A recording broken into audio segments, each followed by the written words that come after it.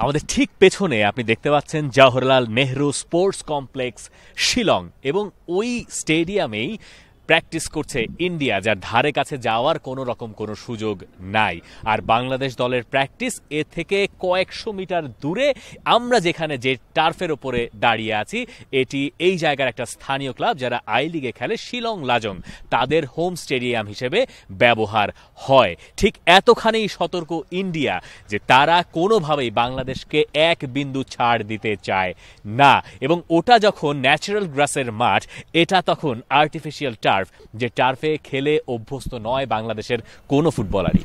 Particularly Hamza Chowdhury, তিনিও কিন্তু হচ্ছে টার্ফের মাঠে খেলে আসলে অভ্যস্ত নন। দেখেন, এখানে আসার পর বাংলাদেশের যে টার্গেট ছিল 4টা ট্রেনিং সেশনকে প্রপার ইউটিলাইজ করা, তার প্রথমটা করতে পারে নাই।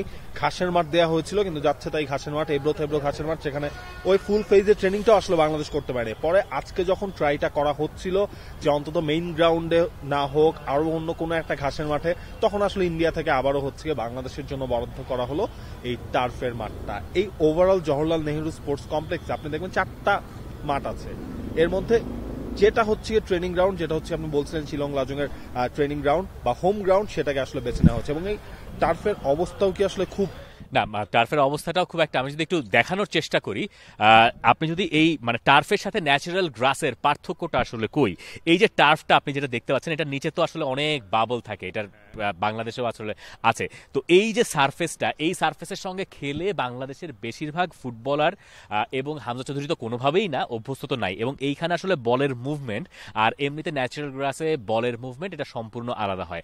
আমরা জানি যে আজকাল মানে মাঠের ঘাসের ইঞ্চি তো আসলে হয় না, কত মিলিমিটার ঘাস কম বেশি হবে এর ওপরে ম্যাচের ফল নির্ভর করে।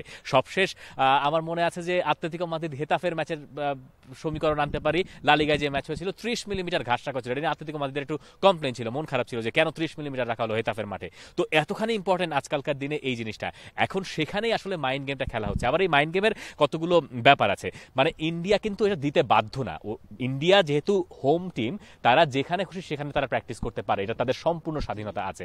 কিন্তু ইন্ডিয়া বাংলাদেশকে এই আতিথ্য দিতে বাধ্য নয়, তারা শুধুমাত্র একদিনে এটা দিতে বাধ্য, সেটা হচ্ছে ম্যাচ ডে -1। তো তার মানে যা দাঁড়াচ্ছে, বাংলাদেশ আসলে এখানে গোটা 4 দিন আগে বা 5 দিন আগে এসে মূলত এই ওয়েদারের সঙ্গে মানিয়ে নেওয়ার একটা প্রক্রিয়া চলছে। আজকে তো বেশ ঠান্ডা, দেখেন, আজকে এক হচ্ছে ঠান্ডার সাথে মানিয়ে নেওয়া, দুই হচ্ছে গিয়ে আপনার ওই অ্যালটিটিউডের সাথে মানিয়ে নেওয়া, সমুদ্র পৃষ্ঠ থেকে কত মিটার উঁচুতে বাংলাদেশকে খেলতে হবে সেই 25 তারিখের ম্যাচ। এছাড়া আসলে খুব বেশি কাজ কিন্তু বাংলাদেশে আসলে লাভ হয় নাই এখন পর্যন্ত।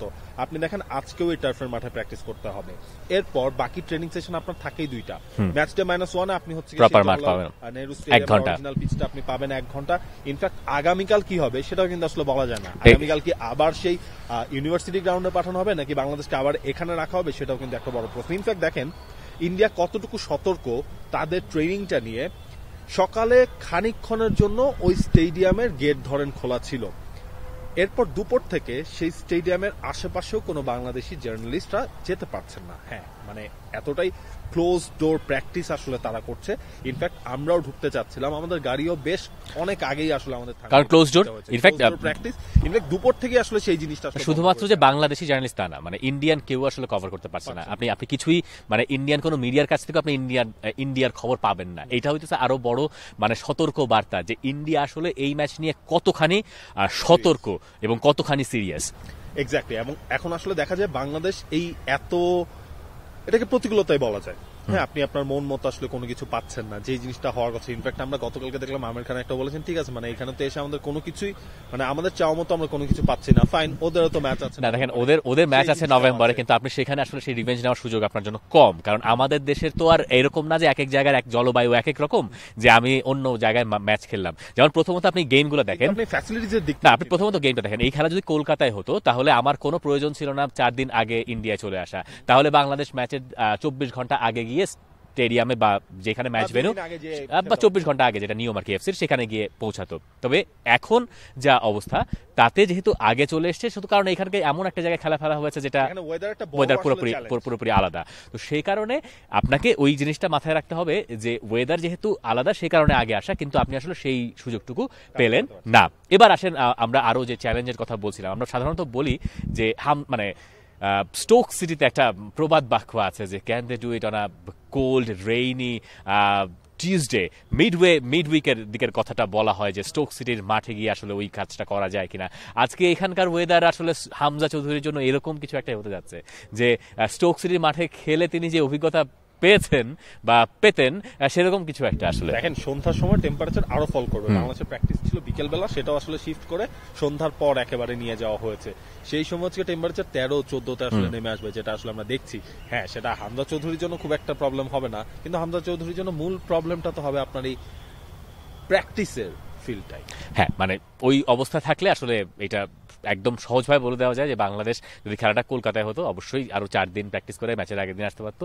সেই সুযোগ যেহেতু হয় নাই, বাংলাদেশকে এই প্রতিকূলতা মাথায় রেখেই আওয়ে মাঠে যত রকম প্রতিকূলতা থাকে বাংলাদেশের এই মুহূর্তে প্রতিপক্ষ আসলে আবহাওয়া, প্রতিপক্ষ প্র্যাকটিস গ্রাউন্ড এবং প্রতিপক্ষ অবশ্যই ইন্ডিয়াও।